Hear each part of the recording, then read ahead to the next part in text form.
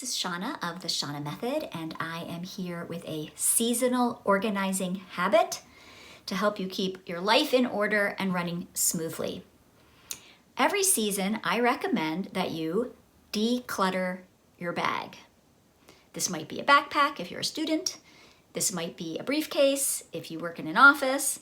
It could be a bag, just your purse that you carry around.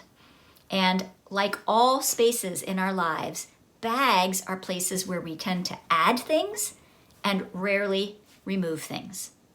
So this is a quick and easy little project you can do. I suggest that you find a flat surface, you dump the whole container out or take everything out. If your bag is full of crumbs, dust, sand, etc., I would carry it to the trash can and give it an upside down shake. Tap on the sides and shake out any of the accumulated detritus that's inside. And then sort what you've removed. So put like with like. You may come across some trash, that's easy hits that you can just go throw away. You may find some things that ended up in your bag that probably don't need to be in your bag. You might have put them in your bag for a specific need on a specific day, but it's not something you go to every day. You don't need it all the time. So you could go and put that away in your home. And then before you reload, you might want to be a little mindful and say, am I storing these things in the best possible way inside this bag?